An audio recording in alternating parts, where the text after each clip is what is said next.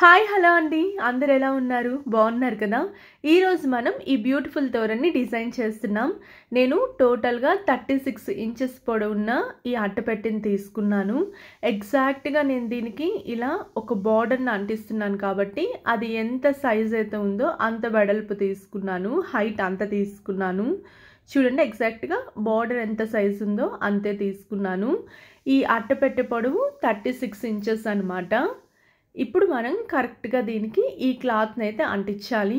Glue stick పెట్టుకొని చాలా జాగ్రత్తగా అంటిద్దాం, ఎందుకంటే బార్డర్కి కింద క్లాత్ ఉండదు కాబట్టి. సో కొంచెం క్లాత్ ఉంచుకొని దాన్ని నీట్గా అంటించేద్దాం. ఆ కొంచెం క్లాత్ని మనం రివర్స్ అంటిస్తే సరిపోతుంది. టోటల్గా కింద సైడ్ మొత్తం గ్లూ స్టిక్ పెట్టుకొని కొంచెం గట్టిగా అంటించేయాలి. బార్డర్ అనేది కొంచెం స్ట్రాంగ్గా ఉంటుంది కదా, అందుకని నీట్గా గ్లూ స్టిక్ పూర్తిగా డ్రై అయ్యేంత వరకు కరెక్ట్గా దానికి మనం అంటించాలి. ఇలా టోటల్గా కింద సైడ్ అంటించేసిన తర్వాత పైన కూడా ఇలాగే మనం ఒకసారి అంటించాలి. ఈ పార్టే మనకు తోరణంలో కనిపిస్తుంది కాబట్టి దీన్ని ముడతలు లేకుండా క్లియర్గా మనం అంటించాలి.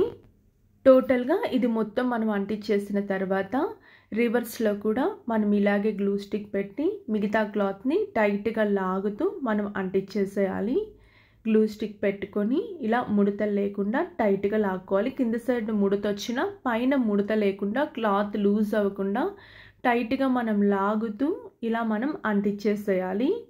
దీన్ని మనం టోటల్గా నీట్గా అంటించేసిన తర్వాత ఇప్పుడు బార్డర్కి కింద సైడ్ కొంచెం క్లాత్ ఉంది కదా, దాన్ని కూడా మనం అంటించాలన్నమాట. ఎందుకంటే దాన్ని కట్ చేస్తే పోగులు అవన్నీ వచ్చేస్తాయి. అలా కాకుండా దాన్ని కొంచెం గ్లూ స్టిక్ పెట్టి ఏదైనా సిజర్ కానీ ఏదైనా ఒక చిన్న పుల్లతో కానీ దేనితో అయినా సరే మనం దాన్ని టచ్ చేయకుండా ఇలా అంటించాలి. ఎందుకంటే గ్లూ స్టిక్ చేతికి అంటుకుంటే కాలుతుంది కాబట్టి. అలా కాకుండా జాగ్రత్తగా ఇలా అంటిస్తున్నాం అన్నమాట. ఇలా టోటల్గా బార్డర్ మొత్తాన్ని మనం అంటించాలి.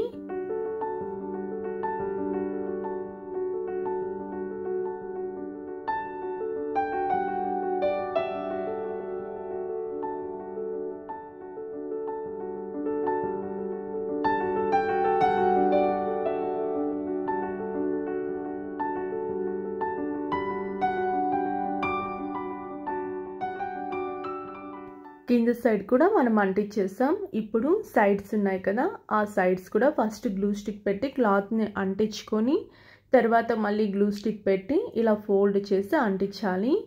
సేమ్ ఇటువైపు కూడా అలాగే అంటించుకోవాలి. ఏదైనా కొంచెం ఎక్స్ట్రా క్లాత్ ఉంటే కట్ చేసుకోండి. ఇలా మనం దీన్నైతే ముందు డిజైన్ చేసేసాం. లాస్ట్లో మనం దీనికి లేసెస్ కూడా అంటిస్తాం. ఇప్పుడైతే మనం దీని కింద అంటించే సర్కిల్స్ని డిజైన్ చేద్దాం. ఇలా హాఫ్ సర్కిల్ షేప్ ఒకటి తీసుకున్నాను. దానికన్నా కొంచెం చిన్నగా ఉండే ఇంకో షేపు నేను తీసుకున్నాను. మనకు ఫస్ట్ సర్కిల్ వచ్చి 15 సెంటీమీటర్స్ ఉంటే చిన్నది 7.5 సెంటీమీటర్స్ అనమాట. ఇలా నేను తీసుకున్నాను. చిన్నదానికి బార్డర్ క్లాత్ని అంటించాను, పెద్దదానికి ప్లెయిన్ క్లాత్ని అంటించాను. ఇలా మనం దీన్ని డిజైన్ చేస్తున్నాం. ఇప్పుడు ఈ ప్యాచ్కున్న ఎక్స్ట్రా క్లాత్ని కట్ చేసి మనం నీట్గా గ్లూ స్టిక్ పెట్టి అంటించాలి. నేను ఆల్రెడీ దీనికి క్లాత్ అయితే అంటించేసాను. ఇప్పుడు ఇంకొంచెం ప్యాచ్ని కూడా మొత్తం నీట్గా అంటిస్తున్నాను అనమాట. దీన్ని మనం నీట్గా అంటించేసిన తర్వాత మనం లేసెస్తో దీన్ని డిజైన్ చేస్తాం. లేసెస్తో కొన్ని స్టోన్స్తో అనమాట. మన ఇష్టం, ప్లెయిన్గా కూడా ఉంచవచ్చు. ప్లెయిన్గా కూడా చాలా బాగుంది, బట్ లేస్ వేయడం వల్ల ఇంకొంచెం అట్రాక్టివ్గా ఉంది. ఇలా గ్లూ స్టిక్ పెట్టుకొని మనం ప్రతి ప్యాచ్ని నీట్గా అంటించాలి. సర్కిల్ని అంటించడం చాలా ఈజీ, ఎందుకంటే జస్ట్ టైట్గా లాగి ఇలా పక్కకి ఫోల్డ్ చేస్తే క్లాత్ అనేది నీట్గా అంటుకుంటుంది అనమాట. సేమ్ ఇప్పుడు మనం చిన్న హాఫ్ సర్కిల్ని ఎలా అయితే అంటించామో అలాగే పెద్దదాన్ని కూడా అంటించాలి.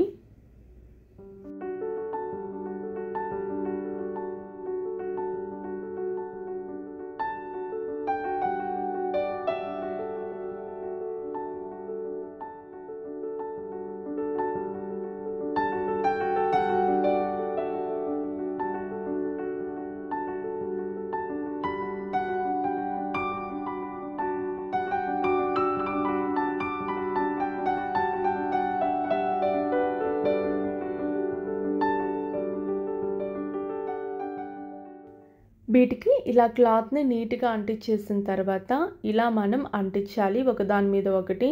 ఫస్ట్ అయితే వీటిని లేసెస్తో డిజైన్ చేద్దాం. ఇలా 2 లేసెస్ని నేను తీసుకున్నాను. ఈ లేస్ని నేను చిన్న సర్కిల్కి అంటిస్తున్నాను. ఇలా కింద సైడు మనం నీట్గా గ్లూ స్టిక్ పెట్టుకొని లేస్ని ఇలా అంటించాలి. నేను 2 డిఫరెంట్ లేసెస్ని తీసుకున్నాను. అంటే మనం కింద సైడు ఇంకొంచెం డిజైన్ చేస్తాం. ఇలా మనకు థ్రెడ్స్ బయటకు వచ్చిన లేసు ఈ లేస్ని అంటిస్తే అది కొంచెం డిస్టర్బెన్స్ అవుతుందన్నమాట. అందుకని నేను దీనికి ఈ లేస్ని యూజ్ చేస్తున్నాను. కింద దానికి నార్మల్గా ఉండే ఒక లేస్ని యూజ్ చేస్తున్నాను. ఈ లేస్ అంటించడం కంప్లీట్ అయిన తర్వాత మనం 2 సర్కిల్స్ని నీట్గా అంటిస్తామన్నమాట. అంటించిన తర్వాత పోమ్స్ ఇంకా స్టోన్స్తో దీన్ని మనం డిజైన్ చేస్తాం. ఈరోజైతే ఈ క్రాఫ్ట్ని ఓన్లీ లేసెస్తోనే మనం డిజైన్ చేస్తున్నాం. ఆల్మోస్ట్ అన్నీ మనం చేసేమే, బట్ క్రాఫ్ట్ అయితే చాలా అట్రాక్టివ్గా ఉంటుంది. ఇదిగోండి ఈ చిన్న సర్కిల్ని నేను గ్లూ స్టిక్ పెట్టి పెద్ద సర్కిల్ మీద అంటిస్తున్నాను. ఇలా కరెక్ట్గా అటు సైడ్ ఇటు సైడ్ గ్యాప్ చూసుకొని అంటిస్తే సరిపోతుంది. ఇప్పుడు మనం దీనికి పోమ్ని అంటిస్తామన్నమాట. గ్లూ స్టిక్ని ఇలా పట్టుకొని దీన్ని కూడా ఇలా పట్టుకొని కొంచెం గ్లూ పెట్టుకుంటూ ఇలా అంటిస్తే అయిపోతుంది.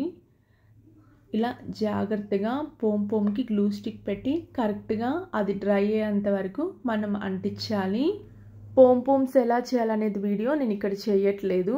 ఆల్రెడీ ఒక వీడియోలో చేస్తున్నాను. ఆ వీడియో లింక్ని నేను మీకు డిస్క్రిప్షన్లో ఇస్తాను. మీరు ఒకసారి ఆ వీడియోని చూడొచ్చు. అందులో బేసిక్స్ అన్నీ ఉంటాయి. పోమ్స్ కూడా 3 టైప్స్లో ఎలా చేయాలనేది కూడా ఉంది. మీకు ఏది నచ్చితే అది చూసి మీరు చేసుకోవచ్చు. ఇలా మనం పోమ్స్ అన్నీ నీట్గా అంటించేసిన తర్వాత ఇప్పుడు మనం ఈ 2 సర్కిల్స్ గ్యాప్లో మనం ఈ స్టోన్స్ని అంటిస్తున్నాం. ఈ స్టోన్స్ మనం ప్రతి క్రాఫ్ట్లో యూజ్ చేస్తున్నాం. చాలా బాగున్నాయి. మీకు కూడా ఈ స్టోన్స్ దొరికితే మార్కెట్లో తెచ్చుకోండి. ఇవి ఆన్లైన్లో కూడా అవైలబుల్ ఉన్నాయి. నేను ఆన్లైన్ లింక్ కూడా మీకు ఇస్తాను. మన తోరణకి టోటల్గా ఇలాంటివి ఒక 5 అయితే డిజైన్ చేసుకోవాలి. సైజ్ సరిపోతుంది. 5 కన్నా ఎక్కువైతే ఎక్కువైపోతుంది అనమాట. ఇవి టోటల్ 5 చేసుకోండి. అండ్ నెక్స్ట్ వచ్చి మనం దీనికి మిడిల్లో టెజల్స్ని అంటిస్తాం. టెజల్స్ కొంచెం కొత్తగా డిజైన్ చేస్తున్నాను. పోమ్స్ చేయకుండా లేస్ని ఇలా తీసుకున్నాను. ఈ లేస్ లెంత్ 15 సెంటీమీటర్స్ అనమాట. 15 సెంటీమీటర్స్ ఉండే 3 లేసెస్ కరెక్ట్గా నేను కట్ చేసుకున్నాను. దీన్ని గ్లూ స్టిక్ పెట్టుకొని రౌండ్గా నేను అంటిస్తున్నాను. ఇదిగోండి కరెక్ట్గా ఇలా గ్లూ స్టిక్ పెట్టుకొని రౌండ్గా అంటించాలి. చాలా కేర్ఫుల్గా ఉండండి. కొంచెం మనం వేరుగా ఉన్నామనుకోండి, అది వచ్చి మన చేతి మీద పడితే చేయి కాలిపోతుంది అనమాట. సో జాగ్రత్తగా అంటించేటప్పుడు కొంచెం స్లోగా జాగ్రత్తగా అంటించండి. సేమ్ దీన్ని ఎలా అయితే అంటించామో అలాగే మిగతా 2 లేసెస్ని కూడా అంటించాలి. మనం ఒక్క టెజల్ చేయడానికి ఇలా లేసెస్ని 3 కావాలి. నెక్స్ట్ ఒక పోమ్ కావాలి. బీడ్స్ అన్నమాట. వీటితో మనం టెజల్ని రెడీ చేస్తున్నాం. వితౌట్ టెజల్ కూడా చాలా బాగుంది. టెజల్స్ లేకపోయినా ఏం కాదు. నాకైతే డిజైన్ చేసినప్పుడు అలాగే అనిపించింది, టెజల్స్ అవసరం లేదేమోనని. బట్ చేశాను కాబట్టి నేనైతే అంటిస్తున్నాను. మీరు టెజల్స్ లేకుండా చేసినా కూడా చాలా బాగుంది. ఇలా ఒక 3 చేసాం కదా, ఈ 3ని మనం ఇప్పుడు డిజైన్ చేయాలి. ఇలా నేను గోల్డ్ కలర్ బీడ్స్ తీసుకున్నాను. ఒక పోమ్ తీసుకున్నాను. ఇప్పుడు నీడిల్లో దారం వేసుకొని ఫస్ట్ లేస్లో నుంచి ఇలా నీడిల్ని తీసి దీనికి నేను ఒక 5 బీడ్స్ని అయితే కుడుతున్నాను. ఇప్పుడు దీనికి మనం 5 బీడ్స్ కుట్టాం కదా, దాన్ని కుట్టి కట్ చేసేసుకోవాలి. నెక్స్ట్ దానికి మళ్ళీ లేస్ వేసి దానికి 6 బీడ్స్ వేసుకోవాలి. నెక్స్ట్ దానికి 7 బీడ్స్ వేసుకోవాలి. ఇలా అన్నీ కట్ చేసిన తర్వాత ఈ 3ని మనం నీట్గా కడతామన్నమాట. ఇదిగోండి దీనికి 5 బీడ్స్ వేసాను. దీన్ని కట్ చేసుకొని సైడ్ పెట్టేసుకోవాలి. సేమ్ దీన్ని ఎలా అయితే వేసామో అలాగే ఇలా లేస్లో నుంచి నీడిల్ని తీసి దీనికి 6 బీడ్స్ మనం వేసుకోవాలి. దీన్ని కూడా నీట్గా కట్ చేసి సైడ్ పెట్టుకోవాలి. నెక్స్ట్ దానికి మనం 7 బీడ్స్ వేస్తున్నాం. ఇలా 5, 6, 7 అన్నమాట. అంటే స్టెప్గా కనిపించడం కోసం ఇలా ఒకటి తగ్గించాం. 7, 6, 5 ఈ 3ని మనం ఇలా నీట్గా కట్టుకోవాలి. ఇలా కట్టేసిన తర్వాత మళ్ళీ సేమ్ దీంట్లో నుంచి నీడిల్ని తీసి పోం వేసి మనకి ఎంత సైజ్ కావాలో అంత సైజ్కి మనం బీడ్స్ అనేది వేసుకోవాలి. థ్రెడ్ తీసుకున్నాం, సైడ్ ఖచ్చితంగా ముడి ఉండాలి, ముడి ఉందా లేదా అనేది చూసుకోండి. ఇలా మనం ఈ ముడి వేసిన దాంట్లో నుంచి థ్రెడ్ని తీస్తున్నాం. ఇప్పుడు మనం ఈ పైన మనం ముడేసాం కదా, అది కనిపించకుండా పోంని వేసాం.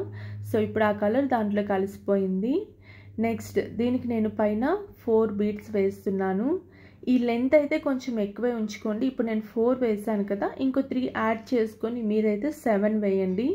ఎందుకంటే నేను లాస్ట్లో క్రాఫ్ట్ చేసేటప్పుడు లెంత్ చూసుకున్నాను, లెంత్ మరీ దగ్గరగా అయింది, పోమ్స్ కలిసిపోయి ఇంకో 3 బీడ్స్ యాడ్ చేశాను. సో ఇప్పుడు 4 కాకుండా మీరు 7 యాడ్ చేయండి.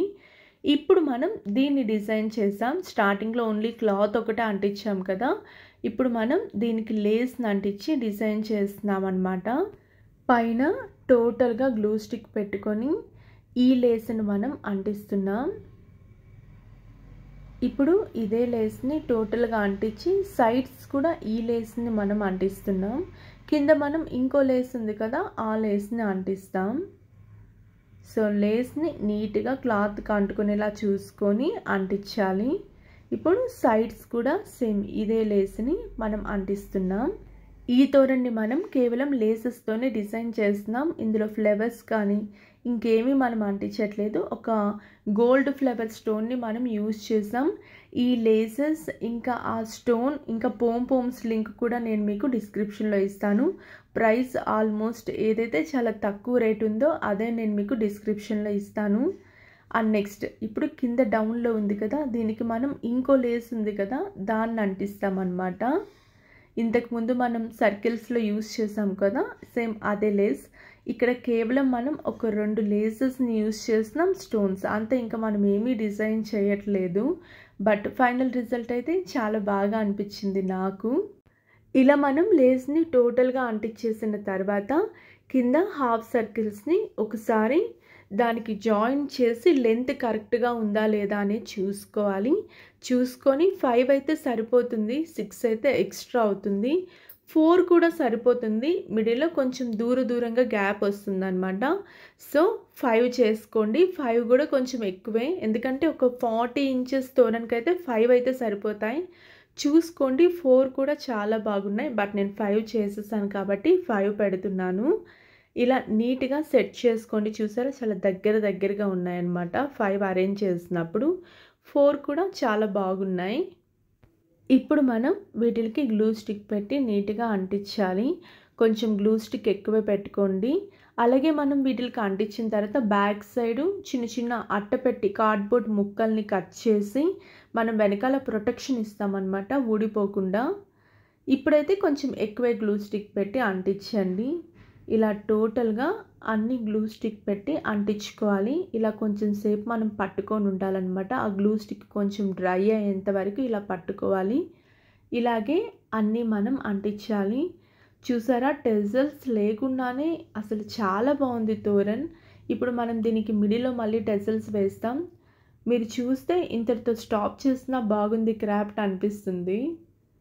చూసారా ఎంత బాగుందో, నాకైతే చాలా బాగా నచ్చింది. ఇలాగే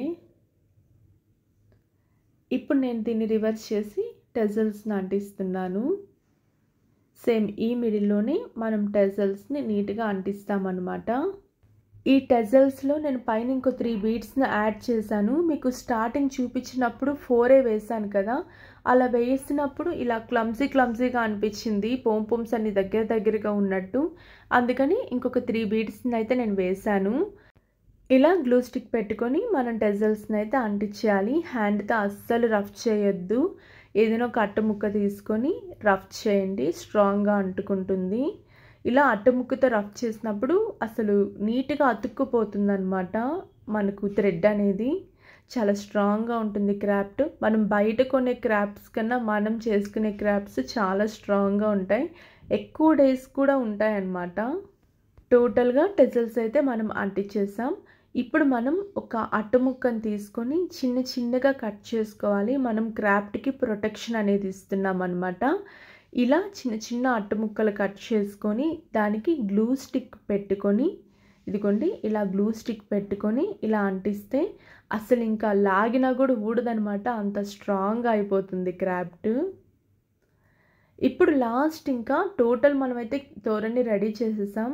లాస్ట్ మనం ఏం చేయాలంటే మనం మేకకు తగిలించుకునే థ్రెడ్స్ని అంటించాలన్నమాట. ఇలా నేను థ్రెడ్స్ తీసుకున్నాను, ఉలెనే తీసుకున్నాను, ఉలెన్ థ్రెడ్ ఇలా 4గా వేసుకొని ఇప్పుడు దీన్ని ఇలా పట్టుకొని నీట్గా వీటిని అయితే మనం చాలా స్ట్రాంగ్గా అంటించాలి.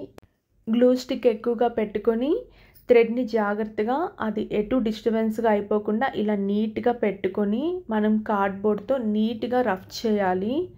ఇలా ఎంత నీట్గా రఫ్ చేస్తే అంత స్ట్రాంగ్గా అతుక్కుంటుంది అనమాట థ్రెడ్. ఇలా పూర్తిగా డ్రై అయ్యేంత వరకు రఫ్ చేసి ఇంకొక చిన్న కార్డ్బోర్డ్ ముక్కకు కూడా గ్లూ స్టిక్ పెట్టి ఇలా అంటించేస్తే అది చాలా స్ట్రాంగ్గా అతుక్కుంటుంది.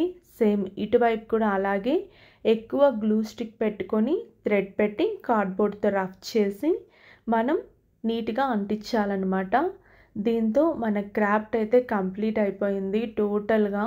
దీనికి టెజల్స్ లేకపోయినా కూడా చాలా బాగుంది. ఫైనల్ రిజల్ట్ ఎలా ఉందో ఒకసారి మీరు చూడండి. ఇలాంటి తోరన్స్ మార్కెట్లో చాలా ప్రైస్ ఉన్నాయి, చాలా ఎక్కువ ప్రైసే ఉన్నాయి, 1000 అబోనే ఉన్నాయి, బిలో అయితే అస్సలు లేవు. ఇలా మనం చాలా తక్కువ కాస్ట్తో నీట్గా మనం డిజైన్ చేసుకోవచ్చు. ఈ క్రాఫ్ట్ మీకు నచ్చిందని నేను అనుకుంటున్నాను. ఈ క్రాఫ్ట్ మీకు నచ్చితే లైక్ చేయండి, షేర్ చేయండి, మర్చిపోకుండా మా ఛానల్ని సబ్స్క్రైబ్ చేయండి.